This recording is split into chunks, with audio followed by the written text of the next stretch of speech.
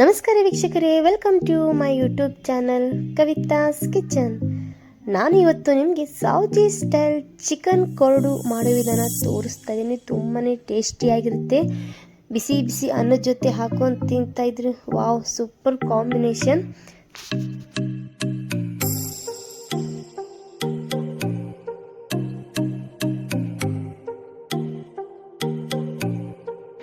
ಮೊದಲಿಗೆ ನಾನಿಲ್ಲಿ ಒಂದು ಮಿಕ್ಸಿಂಗ್ ಬೌಲ್ನಲ್ಲಿ 1 kg ಆಗುವಷ್ಟು ಚಿಕನನ್ನು ಚೆನ್ನಾಗಿ ತೊಳೆದುಕೊಂಡು ವಾಶ್ ಮಾಡ್ಕೊಂಡಿದ್ದೀನಿ. ನಂತರ ಇದಕ್ಕೆ ನಾನು ಒಂದು 200 ಗ್ರಾಮ್ ಆಗುವಷ್ಟು ಖಾರದ ಪುಡಿಯನ್ನು ಹಾಕ್ಕೊಳ್ತಾ ಇದ್ದೀನಿ. ನೀವು ಬೇಕಂದರೆ ಕ್ವಾಂಟಿಟಿ ಸ್ವಲ್ಪ ಜಾಸ್ತಿನೂ ಮಾಡ್ಕೋಬೋದು. ಖಾರ ಅನುಸಾರವಾಗಿ ಎಷ್ಟು ಬೇಕಾಗುತ್ತೋ ಅಷ್ಟನ್ನು ಹಾಕ್ಕೊಳ್ಳಿ. ನಂತರ ಒಂದು ಚಾಪ್ ಕಟರ್ ಮಷೀನಲ್ಲಿ ನಾನು ಸಣ್ಣದಾಗಿ ಒಂದು 3 ಟೊಮೆಟೊನ ಹೆಚ್ಚಿಕೊಂಡು ಹಾಕ್ಕೊಳ್ತಾ ಇದ್ದೀನಿ.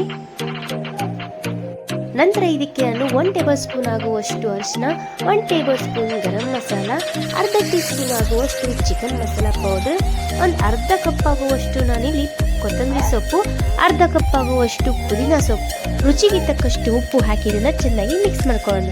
ನೀವಿಲ್ಲಿ ಬೇಕಂದರೆ ಟೊಮೆಟೊನ ಸ್ಕಿಪ್ ಮಾಡಿಕೊಂಡು ಹುಣಸೆಹಣ್ಣು ರಸನೂ ಹಾಕೋಬಹುದು. ಎರಡರಲ್ಲಿ ಒಂದನ್ನು ಯೂಸ್ ಮಾಡ್ಕೊಳ್ಳಿ, ನಿಮ್ಗೆ ಸಖತ್ತಾದ ಟೇಸ್ಟ್ ಸಿಗುತ್ತೆ. ಇವಾಗ ಇಲ್ಲಿ ನಮ್ಮ ಮಸಾಲೆ ಎಲ್ಲಾನು ಚೆನ್ನಾಗಿ ಮ್ಯಾರಿನೇಟ್ ಆಗಿದೆ. ನಾನು ಇಲ್ಲಿ ಚಿಕನ್ ಮಾಡೋದಕ್ಕೆ ಒಂದು ಪಾತ್ರೆ ತಗೊಂಡಿದ್ದೀನಿ. ಅದಕ್ಕೆ ಒಂದು 50 ಗ್ರಾಮ್ ಆಗುವಷ್ಟು ಎಣ್ಣೆಯನ್ನು ಹಾಕೋಣ. ಎಣ್ಣೆ ಕಾದ ನಂತರ ಕಲಿಸಿಕೊಂಡ ಚಿಕನ್ ಮಿಶ್ರಣವನ್ನು ಅದಕ್ಕೆ ಹಾಕೊಳ್ತಾ ಇದ್ದೀನಿ. ನಮ್ಮಲ್ಲಿ ಒಂದು ಸ್ವಲ್ಪ ಎಣ್ಣೆ ಜಾಸ್ತಿನೇ ಯೂಸ್ ಮಾಡ್ತಾರೆ. ಅದಕ್ಕೂ ಚಿಕನ್ನು ಮಟನ್ ಅಂತ ಅಂದರೆ ಅದಕ್ಕೆ ಎಣ್ಣೆ ಇದ್ರೇ ಸ್ವಲ್ಪ ಟೇಸ್ಟು. ಹಾಗಾಗಿ ನಾನು ಕೂಡ ಇಲ್ಲಿ ಎಣ್ಣೆನ ಸ್ವಲ್ಪ ಜಾಸ್ತಿನೇ ಯೂಸ್ ಮಾಡ್ಕೊಂಡಿದ್ದೀನಿ. ನೀವು ಬೇಕಂದರೆ ಕಮ್ಮಿನೂ ಹಾಕೋಬಹುದು.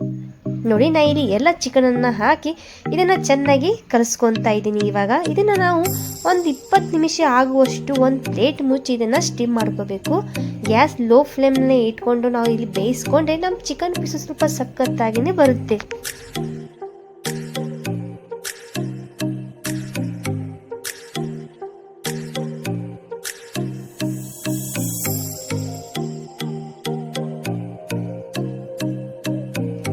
ನಾ ಇಲ್ಲಿ ಮಿನಿಮಮ್ ಒಂದು 20 ನಿಮಿಷ ಆಗುವಷ್ಟು ಚಿಕನನ್ನು ಬೇಯಿಸ್ಕೊಂಡಿದ್ದೀನಿ.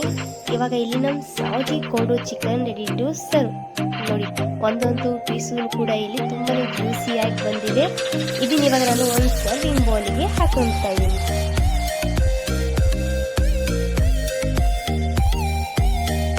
ನೋಡಿದ್ರಲ್ಲ, ನಾನು ಇವತ್ತು ನಿಮಗೆ ಸಿಂಪಲ್ ಆಗಿ ಸೌಜಿ ಸ್ಟೈಲ್ ಕೊರಡು ಚಿಕನ್ ಮಾಡೋ ವಿಧಾನ ತೋರಿಸಿದ್ದೀನಿ.